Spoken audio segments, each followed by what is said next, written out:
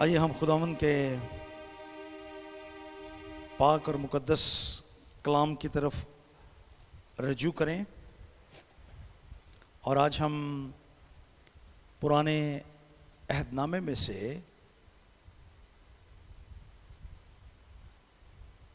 Samuel کی دوسری کتاب اس کا 17واں باب اور اس کی 21ویں آیت سے 23ویں آیت تک خداوند کے پاک کلام میں سے پڑھیں گے۔ سیموئیل کی دوسری کتاب اس کا 17واں باب اس کی 21ویں آیت سے 23ویں آیت تک ہمارے لیے ان آیات کو مس اینا بوٹا لال صاحبہ تلاوت کریں گی۔ ہمارے لیے آج کی تلاوت دوسرا سیموئیل اس کا 17واں باب 21 تا 23 آیت۔ اور ایسا ہوا کہ جب یہ چلے گئے تو وہ کنویں سے نکلے اور جا کر داؤد بادشاہ کو خبر دی، اور وہ داؤد سے کہنے لگے کہ اٹھو اور دریا پار ہو جاؤ، کیونکہ اہیتوفل نے تمہارے خلاف ایسی صلاح دی ہے۔ تب داؤد اور سب لوگ جو اس کے ساتھ تھے اٹھے اور یردن کے پار گئے، اور صبح کی روشنی تک ان میں سے ایک بھی ایسا نہ تھا جو یردن کے پار نہ ہو گیا ہو۔ تب اہیتوفل نے دیکھا کہ اس کی مشورت پر عمل نہیں کیا گیا، تو اس نے اپنے گدھے پر زین کسا اور اٹھ کر اپنے شہر کو اپنے گھر کیا، اور اپنے گھرانے کا بندوبست کر کے اپنے کو پھانسی دی اور مر گیا، اور اپنے باپ کی قبر میں دفن ہوا۔ خداوند کے پاک کلام کے پڑھے اور سنے جانے پر خداوند کی خاص برکت ہو، آمین۔ خداوند آج اپنے کلام کو ہمارے لیے برکت کا سبب بنا، اور جتنے دیکھنے اور سننے والے ہیں خداوند تو اپنے پاک روح کے وسیلے سے کلام کی بارش ان کے دلوں میں برسا، اور اس بیج کو پھل لانے کا وسیلہ بنا دے، تیرے قدوس نام سے مانگتے ہیں، آمین۔ جو ہی موسم بہار کا آغاز ہوتا ہے اور اس کے بعد گرمیوں کے موسم میں بارش ساون بھادوں کے موسم میں برستی ہے، تو کھلی جگہوں میں، جیسے جہاں پہ ہمارا گھر اور یہ چرچ ہے، بہت سے خودرو پودے زمین میں سے اگاتے ہیں۔ اب جتنا مرضی ان کو کاٹیں،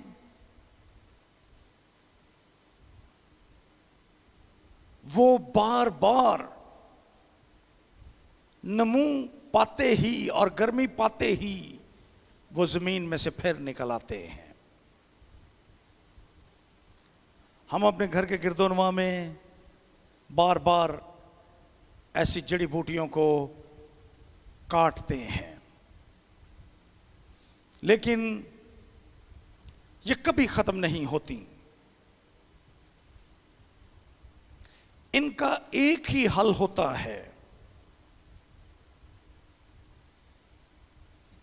کہ ہم ان کو جڑ سے زمین میں سے نکال دیں۔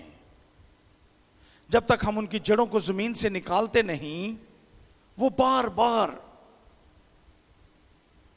اگاتی ہیں۔ ہماری زندگی بھی ایسی ہی ہوتی ہے۔ ہماری زندگی میں بہت سی کڑوی جڑیں ہوتی ہیں جو وقت کے ساتھ ساتھ ماضی کی تلخیوں، ناخوشگوار واقعات کے نتیجے میں جنم لیتی ہیں، اور آہستہ آہستہ وہ پھلنے پھولنے لگتی ہیں۔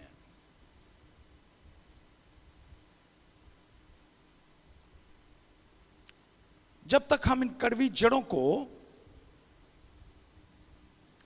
جڑ سے اپنی زندگی میں سے نہیں نکالتے،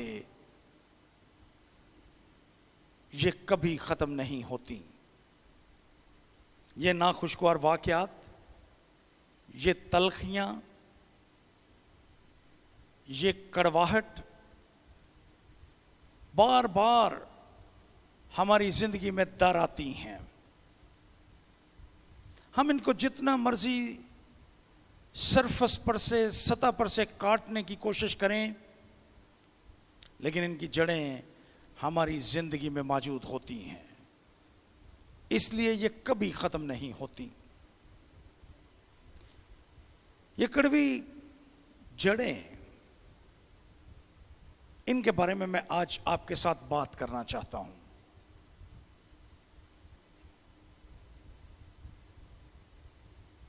کڑواہٹ سے مراد ایسی تکلیف، ایسا رنج، ایسا غم، ایسی تکلیف ہے جس کو قبول کرنا ہمارے لیے بہت بہت مشکل ہوتا ہے۔ ہم اس کو بہت مشکل سے قبول کرتے ہیں، اس کی کڑواہٹ کی وجہ سے ہمارے لیے اس کو قبول کرنا مشکل ہو جاتا ہے۔ بہت دفعہ ہم مزاحمت کرتے ہیں، لیکن یہ کڑوی جڑیں ہماری زندگی میں موجود رہتی ہیں۔ خدا کے پاک کلام میں ہمیں ان کڑوی جڑوں کے بارے میں دو بنیادی حوالہ جات ملتے ہیں۔ اب اگر میرے ساتھ عبرانیوں کے نام خط اس کا 12واں باب اور اس کی 15ویں آیت کو دیکھیں تو یہاں پر یوں لکھا ہے،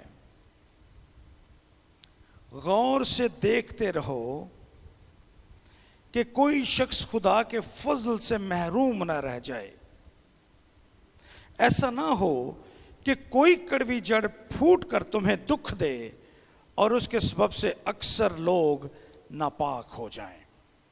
ایک اور حوالہ ہمیں استثناء کی کتاب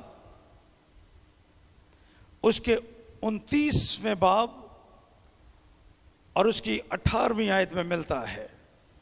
یہاں پر لکھا ہے، سو ایسا نہ ہو کہ تم میں کوئی مرد یا عورت یا خاندان یا قبیلہ ایسا ہو جس کا دل آج کے دن خداوند ہمارے خدا سے برگشتہ ہو اور وہ جا کر ان قوموں کے دیوتاؤں کی پرستش کرے، یا ایسا نہ ہو کہ تم میں کوئی ایسی جڑ ہو جو اندرائن اور ناگدونا پیدا کرے، کوئی کڑوی جڑ پیدا نہ کر دے۔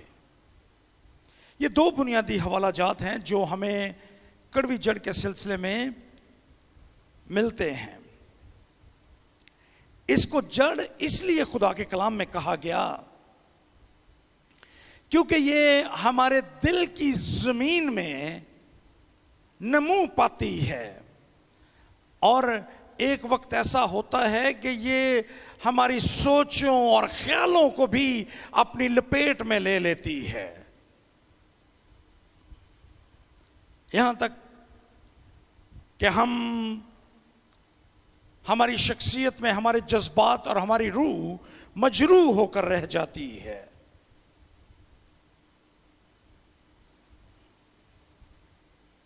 اور ہم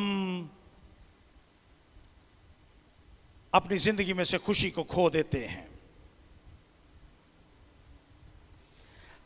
جو آیات آج ہمارے سامنے تلاوت کی گئیں سیموئیل کی دوسری کتاب اس کے 17ویں باب میں سے، ان میں بھی ایک ایسے المیے کا بیان کیا گیا ہے جو کڑوی جڑ کے نتیجے میں وقوع پذیر ہوا۔ ہم یہاں پر اختی پھل کا بیان پڑھتے ہیں۔ یہ شخص پرانے عہد نامے میں بڑا خاص ہے، اور اس کے انجام کے بارے میں یہاں پر لکھا ہے کہ اس نے پھانسی لے لی، لیکن اس کی زندگی کا خاتمہ محض اس لیے ہوا کہ وہ کئی برسوں تک اپنی زندگی میں ایک کڑوی جڑ کو پالتا رہا، اور یہ کڑوی جڑ بالآخر اس کی جان لینے کا سبب بن گئی۔ ہم اپنی زندگی میں ان کڑوی جڑوں کے ساتھ وقتاً فوقتاً جنگ لڑتے رہتے ہیں، لیکن ہم اس سے چھٹکارا نہیں پاتے۔ آج اس پیغام کے آخر میں آپ کے ساتھ اس بات کو بھی بیان کروں گا کہ ہم کس طرح سے ان کڑوی جڑوں سے رہائی پا سکتے ہیں۔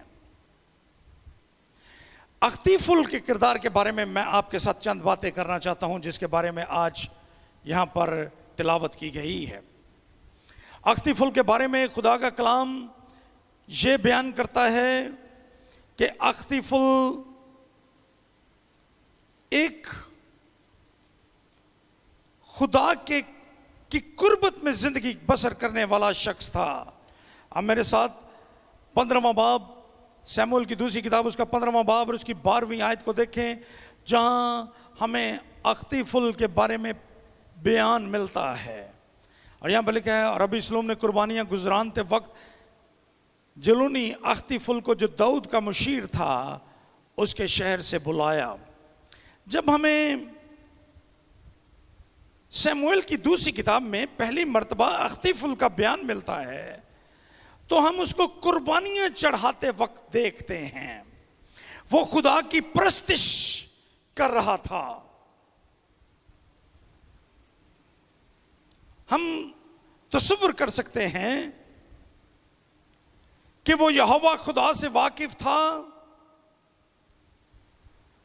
اور کسی نہ کسی حد تک وہ خدا کے ساتھ زندگی بسر کرنے والا شخص تھا۔ ہم اسی کتاب یعنی سیموئیل کی دوسری کتاب اس کے 16ویں باب اور اس کی 23ویں آیت میں اختی پھول کے بارے میں یہ بیان بھی پڑھتے ہیں کہ جب وہ کلام کرتا تھا، جب وہ بولتا تھا، جب وہ مشورہ دیتا تھا، تو اس کو کلام ربانی یا الہی کلام سمجھا جاتا تھا۔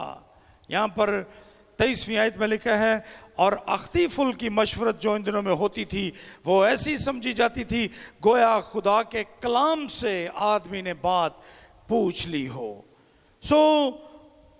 اس کی باتوں کو کلام الہی سمجھا جاتا تھا، اس کی باتوں کو الہام ربانی تصور کیا جاتا تھا اختی پھول کے کلام کو۔ ہم اختی پھول کے بارے میں یہ بیان بھی پڑھتے ہیں کہ وہ ایک خدمت گزار شخص تھا۔ ہم اس کا بیان سیموئیل کی دوسری کتاب اس کے 15ویں باب اور اس کی 12ویں آیت میں یہ پڑھتے ہیں کہ وہ داؤد کا مشیر تھا۔ داؤد کے ارد گرد جو لوگ تھے وہ ان میں سے ایک انتہائی اہم شخص تھا۔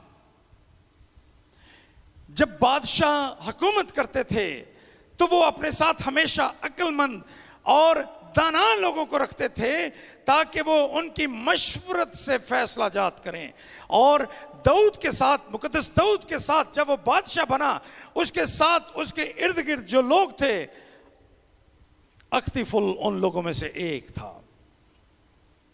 وہ داؤد بادشاہ کا مشیر تھا۔ وہ خدا کے اس بندے مقدس داؤد جس کو خدا نے بادشاہ مقرر کیا تھا، اس کا قریبی دوست تھا۔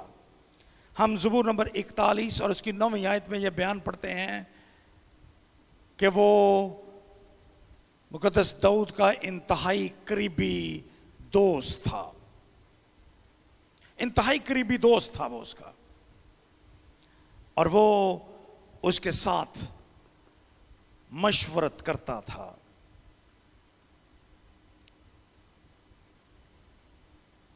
اس سے ہم خاص بات یہ سیکھتے ہیں کہ داؤد اور اس کے درمیان اور خدا اور اختیفل کے درمیان ایک مضبوط تعلق تھا،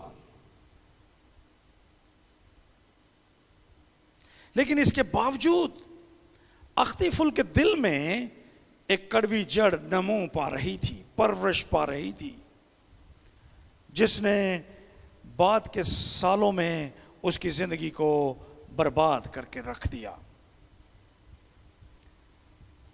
ہم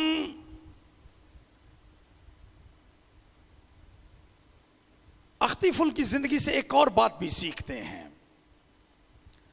جب وہ بادشاہ کے ساتھ یعنی داؤد کے ساتھ خدمت گزاری کا کام کر رہا تھا، اس کے مشیر کی حیثیت سے زندگی بسر کر رہا تھا، تو بظاہر اس کی زندگی میں کوئی خرابی نظر نہیں آتی.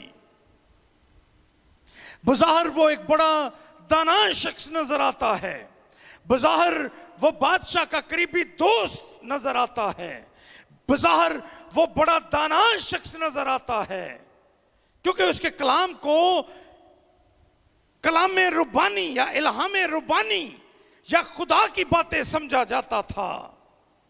بظاہر ہمیں اس کی زندگی میں کوئی ایسی بات نظر نہیں آتی، لیکن اس کے اندر ایک کڑوی جڑ موجود تھی جو آہستہ آہستہ اس کے جذبات، اس کے احساسات، اس کی زندگی کو دیمک کی طرح چاٹ رہی تھی. گویا اختیفل بظاہر ایک دانا شخص نظر آتا ہے، لیکن اس کے اندر کی کڑوی جڑ اس کو آہستہ آہستہ کھائے جا رہی تھی. اب نئے عہد نامے میں ایک خاص لفظ پڑھتے ہیں. خداوند یسوع مسیح نے سب سے زیادہ اسی کو کنڈیم کیا تھا، اور یہ لفظ ہے ریاکاری، ہپوکریسی. خداوند یسوع مسیح نے جب بھی اپنے دور کے مذہبی رہنماؤں کو پکارا، ان کی تعذیب کی، ان کو تنبیہ کی، تو ہمیشہ اس نے ان کو ریاکار کہہ کر پکارا. ان کو سفیدی پھری ہوئی قبروں سے بھی تشبیہ دی، کیونکہ بظاہر وہ بڑے دانا، بڑے عقل مند اور خدمت گزار نظر آتے تھے، لیکن اندر سے وہ بالکل ایک فرق شخصیت تھے. اس لیے خداوند یسوع مسیح ان کو تعذیب اور تنبیہ کرتے ہیں. خداوند یسوع مسیح ان کی سرزنش کرتے ہوئے ان کو ریاکار کہہ کر مخاطب کرتے ہیں. متی کا انجیلی بیان اس کا 23واں باب، اس کی 13ویں اور 14ویں 15ویں آیت، اور پھر 23ویں 25ویں اور 27ویں آیت میں آپ کو خداوند یسوع مسیح کے یہ بیانات ملیں گے، جہاں وہ اپنے زمانے کے فقی اور فریسیوں کو ریاکار کہہ کر مخاطب کرتے ہیں. یہ بڑا دلچسپ لفظ ہے، ریاکار یا ہپوکریٹ. یہ اصل بائبل کی نئے عہد نامے کی جو زبان ہے، یعنی یونانی زبان جس میں یہ تحریر کیا گیا، وہاں پر اس کے لیے جو لفظ لکھا ہے ہپوکریٹ یا ریاکار کے لیے، وہ وہی لفظ ہے جو اداکار کے لیے یا کسی ایکٹر کے لیے استعمال کیا جاتا ہے. اس زمانے میں جب سٹیج پر اداکار کام کرتے تھے تو ایک ہی اداکار کئی ایک رول ڈرامے میں ادا کرتا تھا. یوں لگتا ہے کہ اس کے پاس مختلف ماسک تھے جن کو تبدیل کر کے وہ روپ بدل لیتا تھا، اور کبھی وہ ایک روپ میں سامنے آتا تو تھوڑی ہی دیر کے بعد وہ ایک فرق روپ میں سٹیج پر سامنے آتا تھا، فرق فرق روپ دھارتا تھا، اور یہ لفظ منظر کشی کرتا ہے اس حالت کی جس کا بیان خداوند یسوع مسیح یہاں پر کر رہے ہیں۔ ریاکار شخص ایک ایسا شخص ہوتا ہے جو روپ دھار لیتا ہے، مختلف قسم کے روپ دھارنے کی اس میں صلاحیت ہوتی ہے، اور وہ مختلف بہروپ بھر کر بار بار سامنے نظر آتا ہے۔ اختیفل بظاہر ایسا ہی تھا، وہ ہمیں بڑا دانا اور بادشاہ کا مشیر، خدا سے پیار کرنے والا، قربانیاں چڑھانے والا، پرستش کرنے والا نظر آتا ہے، لیکن اس کے اندر کہیں نہ کہیں ایک دوسری شخصیت بھی پنپ رہی تھی، جس کا بیان میں بعد میں جا کر آپ کے سامنے کروں گا کہ وہ شخصیت کیا تھی۔ یہ اس کی زندگی کا بظاہر ایک روپ ہے جس کو میں آپ کے سامنے بیان کر رہا ہوں، لیکن اس کا دوسرا روپ ہمیں اس وقت ہمارے سامنے آتا ہے جب داؤد کا اپنا بیٹا ابیسلوم اس کے خلاف بغاوت کر دیتا ہے۔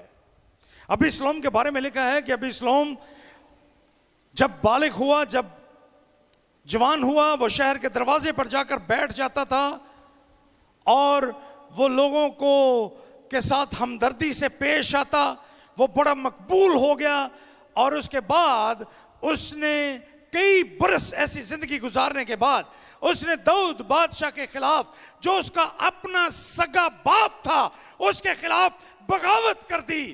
وہ حبرون کو چلا گیا اور وہاں پر جا کر اس نے اپنی بادشاہت کا اعلان کر دیا، اور جب وہ اپنی بادشاہت کا اعلان کرتا ہے، سیموئیل کی دوسری کتاب اس کا 15واں باب اور اس کی 31ویں آیت، تو ہم ابیسلوم اختیفل کو دیکھتے ہیں کہ وہ اس کے ساتھ تھا۔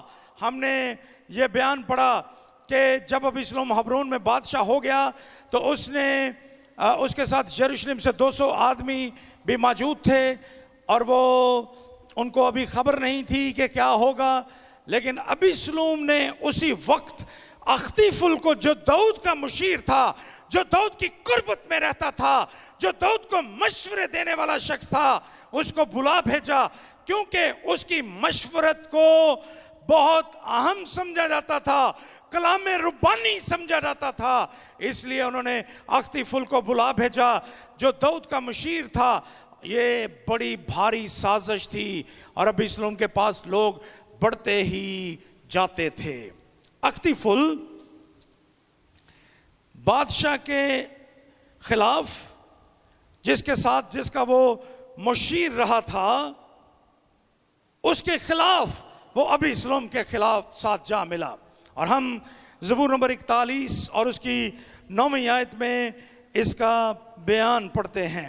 ہم یہ بیان پڑھتے ہیں، زبور کی کتاب 41واں زبور اور اس کی 9ویں آیت میں داؤد کس طرح سے اپنے اس دوست اختیفل کے بارے میں بیان کرتا ہے۔ جب اس کو یہ پتا چلا کہ اختیفل ابیسلوم سے جا کر مل گیا ہے اور انہوں نے میرے خلاف بغاوت کر دی ہے اور اس نے بادشاہ بننے کا اعلان کر دیا ہے، تو داؤد نے زبور نمبر 41 میں یوں کہا، میرے دلی دوست نے جس پر مجھے بھروسہ تھا اور جو میری روٹی کھاتا تھا، مجھ پر لات اٹھائی ہے۔ میرا دوست جو میرے ساتھ ساتھ رہتا تھا، جو میری روٹی کھاتا تھا، اس نے میرے خلاف لات اٹھائی ہے۔ زندگی میں بہت دفعہ آپ کو ایسے حالات کا تجربہ ہوا ہوگا جب انتہائی قریبی دوست، جب انتہائی قریبی ساتھی ہماری جان کے در پہ ہو جاتے ہیں۔ یہاں پر مقدس داؤد زبور نمبر 41 اور اس کی 9ویں آیت میں اسی کیفیت کو بیان کرتے ہیں۔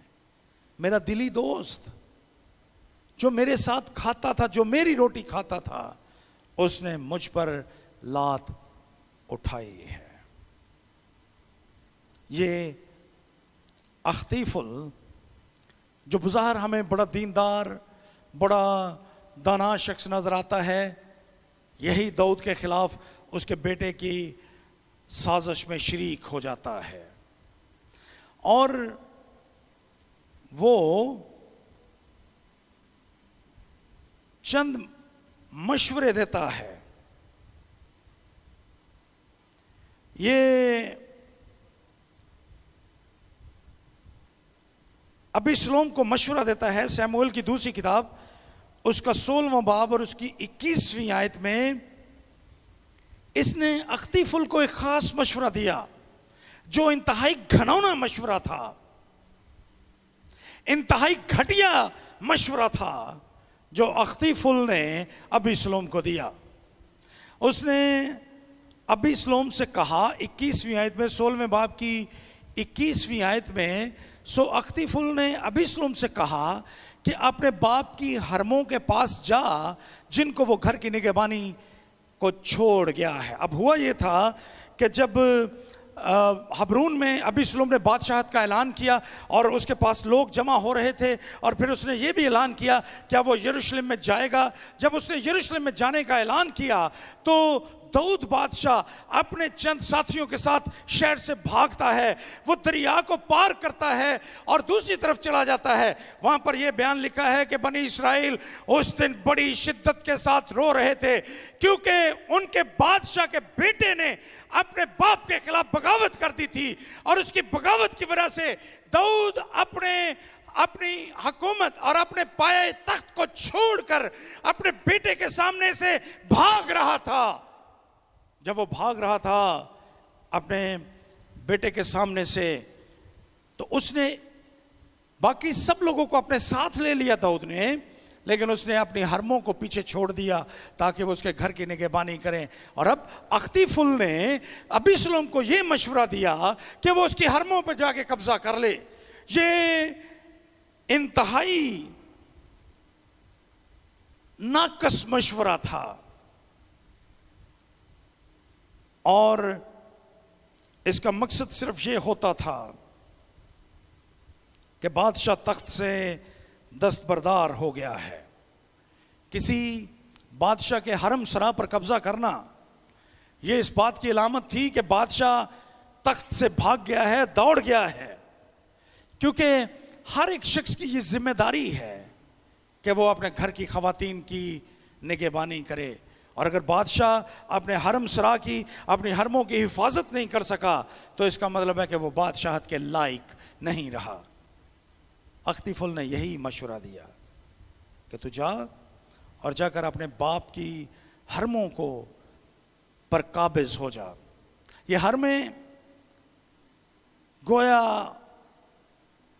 ابیسلوم کی سوتیلی مائیں تھیں، کیونکہ ان کے باپ کا تعلق تھا ان کے ساتھ، یہ اس کے باپ کی حرم سرا تھی، اور یہ خواتین گویا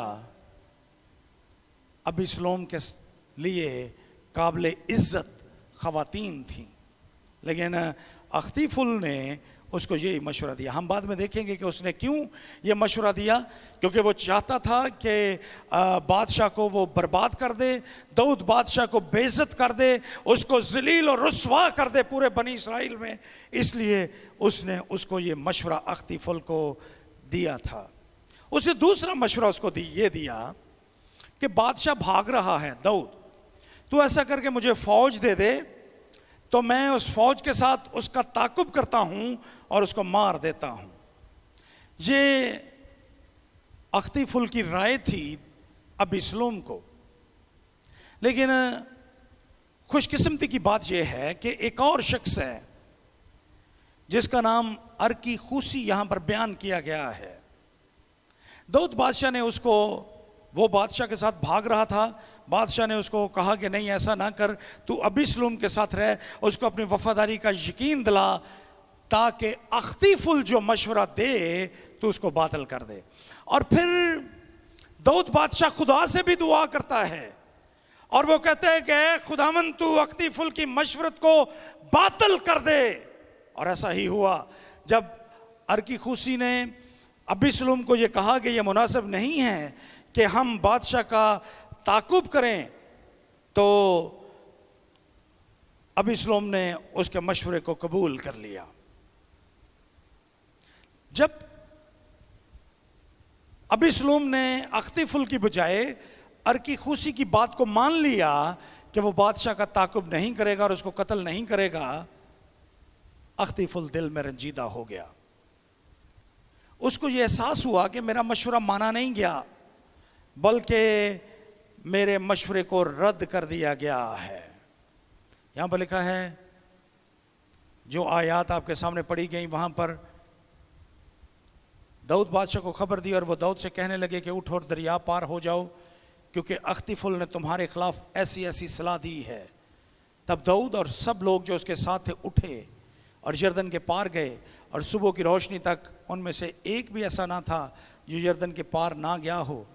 جب اختیفل نے دیکھا کہ اس کی مشورت پر عمل نہیں کیا گیا, تو وہ اٹھتا ہے, اپنے گدھے پر زین کستا ہے اور اپنے شہر کو جاتا ہے, اپنے گھرانے کا بندوبست کرتا ہے اور اپنے آپ کو پھانسی دے دیتا ہے. یہ انجام ہوا. جب اختیفل کی مشورت نہ مانی گئی تو وہ وہاں سے بھاگ جاتا ہے. 2 مشورے میں نے آپ کو بتایا اس نے دیے تھے. پہلا مشورہ اس نے یہ دیا تھا کہ اپنے باپ کی حرم سرا پر قبضہ کر لے, اور اس کے وسیلہ سے اختیفل ذلیل اور رسوا کرنا چاہتا تھا داؤد بادشاہ کو. اور دوسرا مشورہ اس نے یہ دیا کہ بادشاہ کا تعاقب کر کے اس کو مار دیتے ہیں. لیکن بادشاہ کا تعاقب کرنا اور اس کو مارنے کی جو مشورت تھی یہ پوشیدہ نہ رہی اور یہ باطل ہو گئی, کیونکہ خدا سے داؤد نے بھی دعا کی تھی. اور جب داؤد کی جان بچ گئی تو اختیفل نے سمجھا کہ اب وہ زندہ باقی نہ بچے گا. اس نے یہ سوچا تھا کہ بادشاہ نہ صرف رسوا ہوگا بلکہ وہ جان سے مارا جائے گا. لیکن جب بادشاہ جان سے مارا نہیں گیا تو وہ پریشان ہو گیا, رنجیدہ ہو گیا, اور اس نے اپنے آپ کو پھانسی دے لی. جب اختیفل نے محسوس کیا کہ اس کی مشورت کو رد کر دیا گیا ہے اور اب داؤد بادشاہ زندہ رہے گا, اور یہ ممکن ہے کہ وہ واپس آ کر اس تخت پر قبضہ کر لے, کیونکہ اختیفل کئی برسوں سے داؤد کو جانتا تھا. وہ جانتا تھا کہ اگر داؤد کی جان بچ گئی تو وہ دوبارہ اس تخت پر قبضہ کر لے گا. اور جب وہ تخت پر, کیونکہ بادشاہ تو وہی تھا قانونی طور پر, اور جب وہ واپس آئے گا, جب وہ واپس تخت پر آئے گا تو وہ اختیفل زندہ بچے گا نہیں. اس لیے اس نے خود اپنے آپ کو پھانسی دے لی, اس نے اپنے آپ کو مار ڈالا. یہ المناک موت ہے جو شکست کی صورت میں اختیفل کے سامنے آئی. وہ داؤد کو مارنا چاہتا تھا, لیکن جب داؤد بچ گیا تو اختیفل نے یہ سب کچھ کیا. ابھی تک میں نے آپ کو ایک بات نہیں بتائی کہ وہ کڑوی جڑ کون سی تھی جو اختیفل کے دل میں تھی, جس کی وجہ سے اختیفل داؤد بادشاہ کو ذلیل اور رسوا کرنا چاہتا تھا.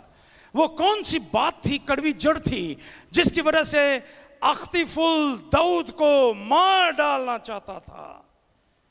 اور وہ وجہ یہ تھی, 3 حوالہ جات ہیں جن سے ہم اس وجہ کو جانتے ہیں, اور ہم اس نتیجے پر پہنچتے ہیں کہ کس طرح سے ابیسلوم کی بغاوت میں اختیفل نے نمایاں کردار ادا کیا. کیوں کیا؟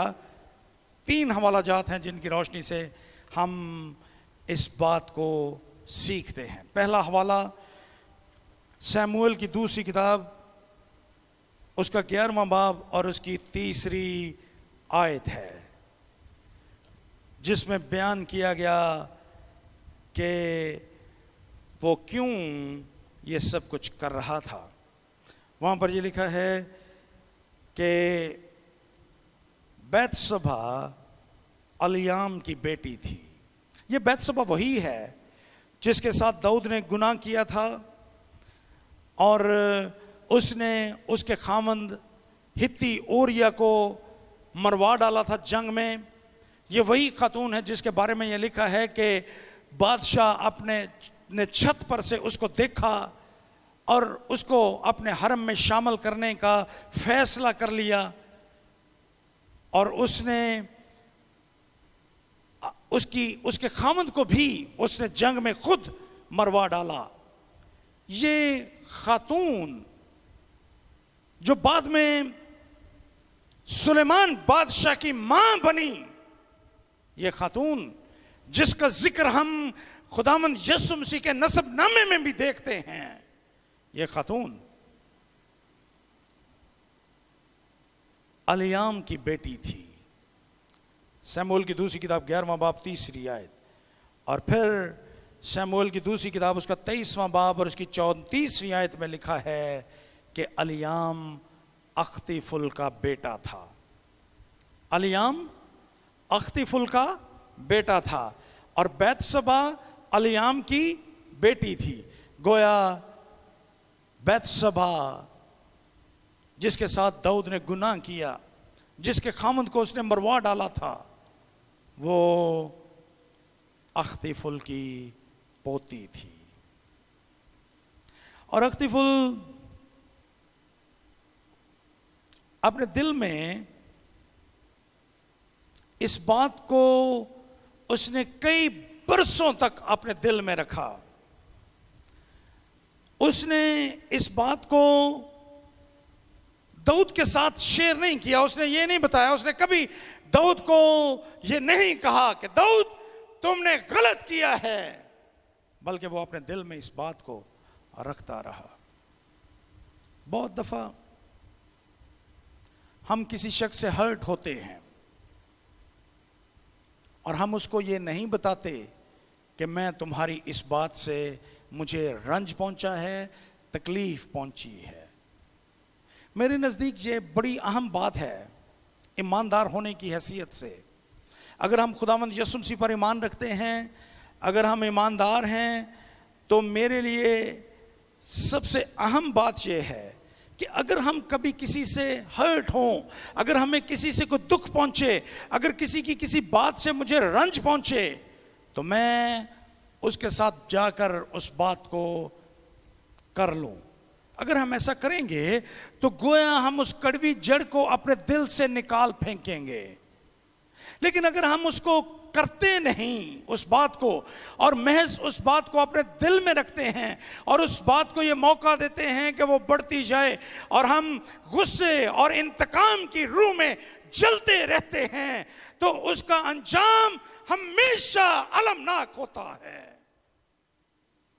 میں آج صبح اس کڑوی جڑ کے بارے میں بطور ایماندار آپ سے یہ کہوں گا, اگر آپ کو کسی بھی شخص کی کسی بھی بات سے رنج پہنچے تو جتنی جلدی ہو سکے آپ اس کے ساتھ بات کیجئے, اس کو بتائیے کہ اس کی اس بات سے آپ کو رنج پہنچا ہے, آپ غم کی حالت میں ہیں, آپ کو تکلیف پہنچی ہے, اس کو بتائیں جا کر. کیونکہ جب آپ یہ بات کریں گے تو آپ ایک بہت بڑے نقصان سے بچ جائیں گے. جب آپ کسی سے انتقام کے بارے میں سوچتے ہیں, جب آپ کڑوی جڑ کو اپنے دل میں رکھتے ہیں, تو یہ کڑوی جڑیں کسی اور کو نقصان پہنچائیں یا نہ پہنچائیں, یہ ہماری ذات کو برباد کر دیتی ہیں. کڑوی جڑیں دوسروں کو پتہ نہیں نقصان پہنچے یا نہ پہنچے, لیکن ہمیں خود ان کا نقصان پہنچتا ہے جب ہم اپنے دل میں ان کو پنپنے کی اجازت دیتے ہیں, جب ہم غصے کو, نفرت کو, کڑواہٹ کو اپنے دل میں بڑھنے کی اجازت دیتے ہیں. یہ کڑواہٹ, یہ کڑوی جڑیں, یہ غصہ, یہ نفرت آہستہ آہستہ ہماری ذات کو کنزیوم کرتی ہے, ختم کر جاتی ہے. اختیفل نے ایسا ہی کیا. کئی برسوں تک وہ اس بات کو اپنے دل میں چھپائے رہا. وہ بہت سا وقت داؤد کے ساتھ گزارتا تھا, صبح شام رات وہ اس کے ساتھ روٹی کھاتا تھا، وہ اس کے ساتھ اٹھتا بیٹھتا تھا، لیکن اس نے اس بات کو اپنے دل سے نہیں نکالا. اس نے کبھی داؤد کے ساتھ یہ بات نہیں کی. لیکن جب اس کو موقع ملا تو اس نے ابیسلوم کو وہ مشورہ دیا جس کے وسیلے سے اس نے داؤد کو برباد، ذلیل اور رسوا کر دینا چاہا. اور صرف یہی نہیں بلکہ اس نے اس کی جان تک لینے کی کوشش کی. لیکن داؤد تو زندہ بچ گیا، ابیسلوم بھی مر گیا، لیکن داؤد زندہ رہا اور وہ بنی اسرائیل پر حکومت بھی کرتا رہا. اختی فل اس دنیا سے چلا گیا. اس نے اپنی جان خود اپنے ہاتھوں ختم کر لی. یہاں پر لکھا ہے وہ اپنے گھر گیا، اپنے گھرانے کا بندوبست کر کے اپنے کو پھانسی دی اور مر گیا اور اپنے باپ کی قبر میں دفن ہوا. کڑوی جڑ نے اس کی زندگی لے لی، کڑوی جڑ نے اس کو برباد کر کے رکھ دیا. کڑوی جڑ اختی فل کی زندگی میں ایک المناک انجام کا وسیلہ اور سبب بن گئی اور وہ ہمیشہ کے لیے اس دنیا سے چلا گیا. میرے بھائیوں اور میری بہنوں،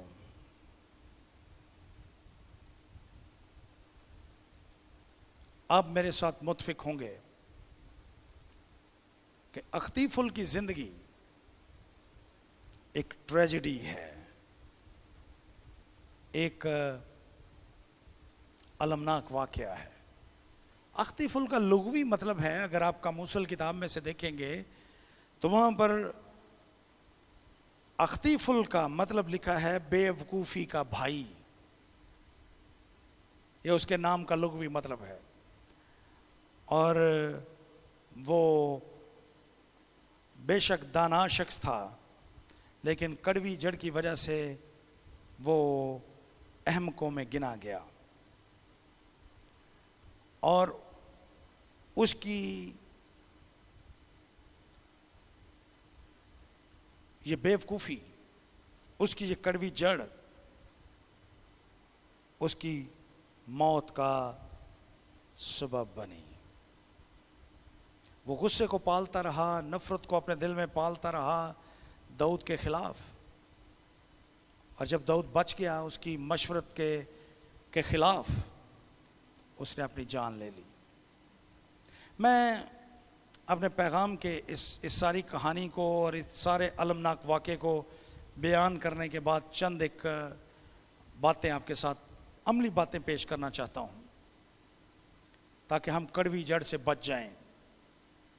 سب سے پہلی بات یہ ہے کہ اگر کبھی ایسی صورتحال ہو تو آپ ہمیشہ اپنے گناہ کا اقرار کرنے کے لیے تیار رہیں. اگر آپ کی غلطی ہے تو اپنی غلطیوں کا اقرار کرنے میں کبھی دیر نہ کیجیے، ان کو اپنے دل میں نہ رہنے دیجیے، بلکہ اس کا فوراً اقرار کریں خدا کی حضوری میں بھی. اور یہاں پر لکھا ہے پہلا یوحنا پہلا باب اور اس کی 9ویں آیت میں کہ اگر اپنے گناہوں کا اقرار کریں تو وہ ہمارے گناہوں کو معاف کرنے اور ہمیں ساری ناراستی سے پاک کرنے میں سچا اور عادل ہے. جب ہم اپنے گناہوں کا اقرار کریں گے تو خدا ہماری مدد کرے گا تاکہ ہم اس کڑوی جڑ کو اپنے دل سے جڑ سے اکھاڑ پھینکیں، اپنی غلطیوں کا اقرار کرنے کے لیے، معافی مانگنے کے لیے تیار رہیں. پہلی بات یہ کہ آپ معافی مانگنے کے لیے تیار رہیں. اگر آپ کی غلطی ہے، اگر آپ سمجھتے ہیں کہ آپ نے کوئی خطا کی ہے تو معافی مانگنے کے لیے تیار رہیں. خدا سے بھی اور ایک دوسرے سے بھی معافی مانگنے کے لیے تیار رہیں. جو لوگ معافی نہیں مانگتے وہ معاف کرتے بھی نہیں ہیں. معافی مانگنے کا جو رویہ ہے اس کو آج صبح خداوند سے مدد مانگیے. یہ مشکل کام ہے، میں جانتا ہوں، لیکن آج آپ خداوند سے کہیں کہ وہ یہ مشکل کام کرنے میں آپ کی مدد کرے، آپ کی رہنمائی کرے. تاکہ آپ معافی مانگنے کے لیے خدا کے حضور میں تیار ہوں۔ سو پہلا کام جو آپ کر سکتے ہیں وہ یہ ہے کہ آپ خدا سے اور اپنے ساتھ بسنے والے لوگوں سے معافی مانگنے کے لیے تیار رہیں۔ دوسری بات، نہ صرف معافی مانگیے بلکہ دوسروں کو معاف کرنے کے لیے بھی تیار رہیں۔ جب کوئی شخص آپ کے پاس آتا ہے، وہ آپ کے ساتھ اپنی غلطی کا اعتراف کرتا ہے تو اس کو معاف کر دیجئے۔ ہمارے سماج میں، ہماری دنیا میں جو ایک بہت بڑی قباحت ہے وہ یہ ہے کہ جب کوئی شخص اپنی غلطی کا اقرار کرے ہمارے سامنے، ہم اس کو بظاہر ہم اس کو معاف کر دیتے ہیں، لیکن ہم اس کو معاف کرتے نہیں بلکہ اس بات کو اپنے دل میں رکھتے ہیں اور ہم اس کے خلاف رہتے ہیں۔ میں نے اپنے مشاہدے سے یہ بات سیکھی ہے، ہمارے کلچر میں، ہمارے سماج میں لوگ سیدھی بات کو پسند نہیں کرتے۔ جب آپ کسی کو یہ بتا دیں گے کہ مجھ سے یہ غلطی ہوئی ہے اور میں معافی چاہتا ہوں، یا آپ ان کو بتائیں گے کہ میرا موقف یہ ہے، تو وہ اس کو پسند نہیں کریں گے۔ لوگ خوشامد کو پسند کرتے ہیں۔ آپ ان کے منہ پہ ان کی تعریف کرتے جائیں، اندر کھاتے ان کی جڑیں کاٹتے جائیں، لوگ اس بات کو پسند کرتے ہیں۔ اور یہ ایک غالب مشق ہے جو ہمارے سماج میں کی جاتی ہے۔ ہم کسی کو بظاہر نہ اس کی غلطیاں بتاتے ہیں، نہ اپنی بات سیدھی اس کے سامنے کرتے ہیں، بلکہ ہم ہمیشہ لوگوں کو اچھا کہنے کی کوشش کرتے ہیں۔ سب لوگوں کو ہم اچھا کہتے ہیں، لیکن اندر ہی اندر ہم لوگوں کے خلاف ہوتے ہیں۔ منہ پہ ہمارے تعریف ہوتی ہے، لیکن دل میں، امثال کی کتاب میں لکھا ہے، جب اس کے منہ سے میٹھی باتیں نکلیں تو اس کا دل بدی سے بھرا ہے۔ ہم ایسے لوگوں کو پسند کرتے ہیں جو ہمارے منہ پہ میٹھی باتیں کریں لیکن دل میں بدی رکھیں، ہم ان کو پسند کرتے ہیں۔ لیکن میں آج آپ سے کہوں گا خدا کا خادم ہونے کی حیثیت سے کہ آپ شفاف رہیں، سیدھی بات کریں، معافی مانگنے کے لیے تیار ہوں اور دوسروں کو معاف کرنے کے لیے بھی تیار رہیں۔ ایک بڑا اہم کام ہے جو خداوند یسوع مسیح نے ہمیں کرنے کے لیے کہا ہے۔ اپنے دشمنوں سے بھی اپنی مانند محبت رکھو، معاف کر دو ان کو، ان کے ساتھ چلو، یہ یسوع نے ہمیں کہا ہے۔ تیسری بات کہ ہم اپنے ماضی کو کی جو تلخیاں ہیں ان کو بھول جائیں۔ ہم میں سے ہر ایک کی زندگی میں ماضی میں کوئی نہ کوئی تلخ واقعات، کوئی نہ خوشگوار باتیں موجود ہیں۔ آپ کو کسی نے آپ کو دھوکہ دیا ہے، کسی نے آپ کے خلاف بات کی ہے، کسی نے آپ کو رسوا کرنے کی کوشش کی ہے، کسی نے آپ کے خلاف کوئی نہ کوئی ایسی بات کی ہے۔ آپ اب اس کو تبدیل نہیں کر سکتے، آپ اپنا ماضی تبدیل نہیں کر سکتے، لیکن مستقبل اور حال کی کنجیاں آپ کے پاس ہیں۔ آپ ماضی کی باتوں کو یاد کر کے اپنے حال کو خراب نہ کیجیے،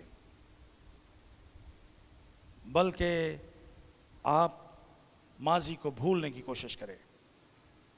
آج صبح اگر آپ ماضی کی کسی تلخ بات سے، کسی شخص سے آپ ہرٹ ہوئے، آپ کو رنج پہنچا، آپ کو تکلیف پہنچی اور ابھی تک آپ اس بوجھ تلے ہیں، مقدس متی اپنے انجیلی بیان اس کے 11ویں باب اور اس کی 28ویں آیت میں کہتے ہیں، خداوند یسوع مسیح نے کہا، اے تھکے ماندے اور بوجھ سے دبے ہوئے لوگو، سب میرے پاس آؤ، میں تمہیں آرام دوں گا۔